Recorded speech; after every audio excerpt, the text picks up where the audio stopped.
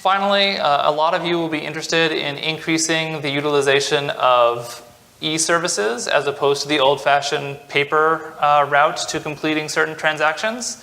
And the good news is that most people actually want that.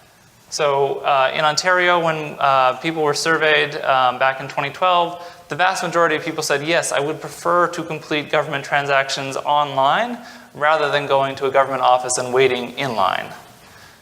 However, after more than 4 years of having the ability to renew your license plate sticker online, only 10% of people were doing so.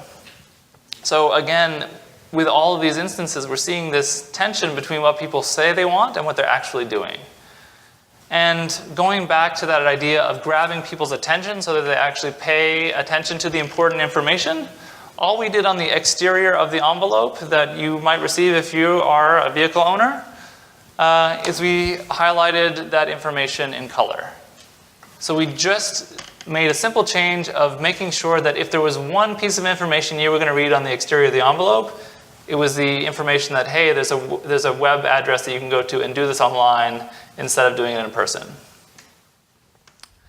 We also, in another condition, looked at the promotional material on the flip side of that form that you use to get your license plate sticker renewed.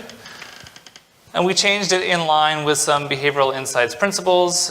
We basically helped people go through the different benefits that they would receive by going online rather than in person. And we did this a number of different ways. And this is one of the real values of adopting not only behavioral science knowledge, but also the methodology. See, in this study, what we did is we didn't just try out one version, or actually, this would have been just one version. We tested out 2 and 3 different versions all at the same time. So rather than an iterative, slow trial and error process, when you use the methodology from the behavioral sciences with a randomized control trial, you can actually test out multiple different solutions that you think are going to be effective at the same time and compare them head-to-head in a horse race.